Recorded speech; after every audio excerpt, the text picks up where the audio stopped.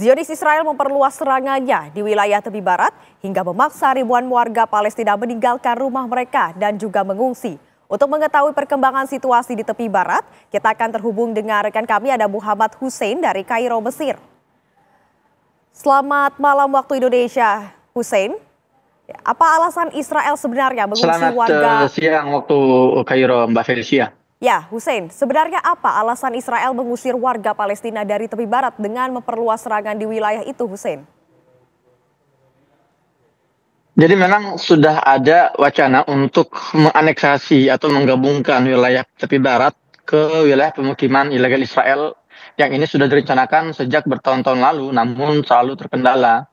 Dan kalau kita melihat dari bahasa atau narasi yang disampaikan oleh beberapa pengamat politik Israel sendiri, bahwa keputusan Netanyahu, tentara Israel, untuk melakukan penyerangan masif terhadap wilayah di tepi barat itu adalah bentuk frustasi mereka karena gagal untuk menguasai Gaza dan gagal dalam operasi militer di Gaza. Lalu mereka melampiaskan kemarahannya dengan menyerbu secara masif tiga pemukiman atau tiga pengungsian besar di Tulkarem, yaitu diantaranya adalah Nur Syams, Tulkarem, dan Jenin, yang mengakibatkan 40.000 warga itu sudah mengungsi.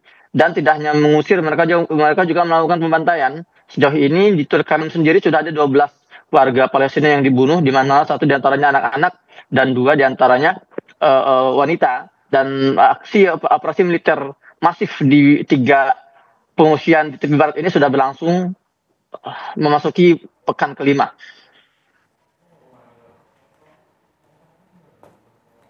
Ya, Hussein, bagaimana ini akhirnya bisa terjadi? Apakah ini bagian dari gencatan? Apakah ini mungkin tidak bagian dari gencatan senjata atau seperti apa, Hussein? Ya, memang kesepakatan gencatan senjata yang terjadi antara para pejuang Palestina dan Israel itu hanya terbatas pada wilayah jalur Gaza. Jadi kesepakatan itu adalah salah satu rangkaian untuk menghentikan genosida dan dilanjutkan dengan pertukaran tawanan yang diagendakan tiga tahapan, di mana tahap ketiga ini akan berakhir dengan rekonstruksi Gaza. Namun kesepakatan gencatan senjata itu tidak meliputi wilayah tepi barat.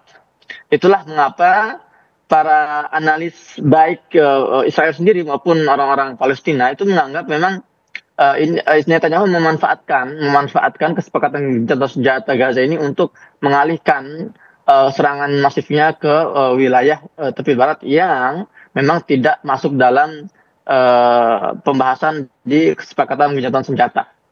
Ya, Hussein, untuk rumah-rumah warga yang terusir ini akan dijadikan apa atau akan diapakan oleh Israel, Hussein?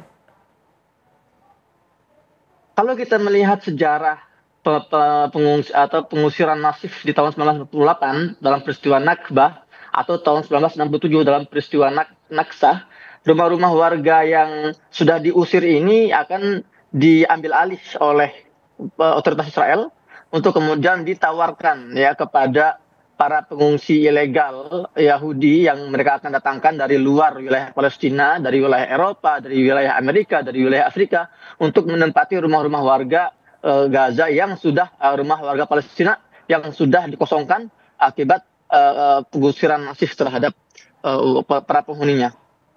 Ya, Hussein, untuk warga yang terusir ini mereka mengungsi kemana, Hussein? Sampai saat ini mereka tidak punya tujuan yang jelas, Kak. Sebagian mungkin mulai mendirikan tenda-tenda di wilayah yang terbuka. Sebagian juga harus terpaksa mungkin mencari penginapan atau kontrakan yang bisa mereka dapatkan, dan sebagian lain terpaksa hidup di bawah atap langit dan di atas tanah, artinya tidak ada tempat bernaung. Maka itulah yang menjadi keprihatinan buat kita semua hari ini untuk tidak boleh melepaskan mata kita dari kondisi warga Palestina di tepi barat yang sekarang sedang mengalami pengusiran masif dan genosida setelah sebelumnya terjadi di Gaza. Baik, terima kasih banyak Muhammad Hussein atas laporan Anda. Selamat bertugas kembali.